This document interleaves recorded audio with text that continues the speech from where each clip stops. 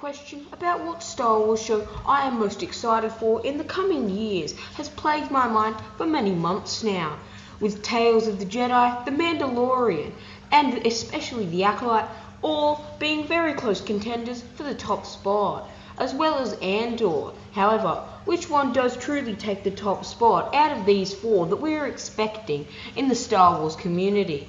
Well, for me, I have to be least excited about the Andor show. The Andor show, despite the thrilling trailer, which I'll be doing a breakdown on later today, was a little bit of a letdown, as he was only a character we saw for a brief time in Rogue One, and no one asked or was required to create a series based solely around Cassian Andor. Nevertheless, I am thrilled and excited to make a multitude of videos about the ever-expanding Imperial military, which will definitely inhabit this channel in the future. Next, I think I'm going to have to put The Mandalorian Season 3. Now, before you run at me with your Beskar spears and darksabers, The Mandalorian is unquestionably one of the greatest TV shows to ever exist, and possibly in my top 3, or maybe at least top 5 shows of all time, including the remainder of science fiction and fiction in general. The Mandalorian, however, as good as it is, with Din Djarin and Grogu possessing the Darksaber and now having a unique partnership, possibly it does not build up to the hype of the Acolyte, which is the next series that will take the number 2 spot, just shy of number 1 on this list.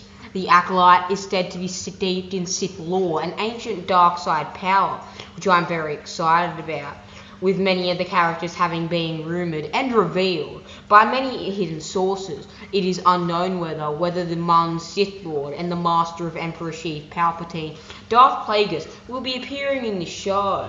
However, I believe Disney would make a big mistake if they did not include Plagueis in this show, as it would allow them to canonize one of the greatest Sith Lord and most powerful darkside entities to ever live in the Star Wars galaxy, and the manipulator of the midichlorians.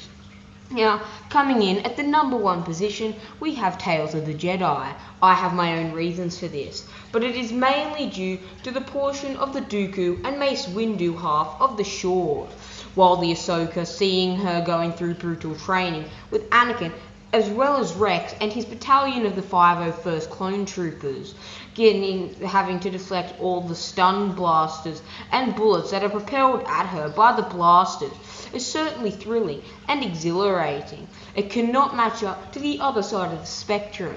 From the trailer, we got to see Count Dooku acting as a benevolent peacekeeper to a village, and possibly instigating conflict, which would stoke the seeds of the dark side within him.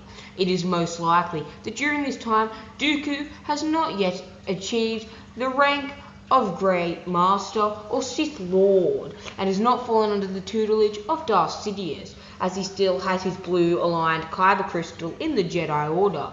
It is likely, however, that Dooku is one of the greatest, and possibly second only to Yoda, Jedi Masters of his time. We also get to see Qui-Gon Jinn, in my opinion one of the best Jedi of all time, and his training under the Count.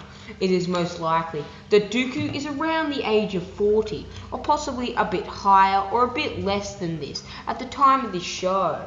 I love seeing Dooku toy and play with the temptations and fire of the dark side of the Force, especially when Mace Windu ordered him to stand down, as he was going to sever the head of an innocent bystander who was opposing Dooku. This is why Tales of the Jedi is unquestionably my most hyped up and anticipated show in Star Wars in the coming few years. I am very excited to see these 6 shorts released. I will certainly rank them from worst to best once all of them have come out. Be sure to like and subscribe if you wish to ascend to the rank of Master, like Dooku and Master Windu. Goodbye, Acolytes, and I'll see you in a galaxy far, far away.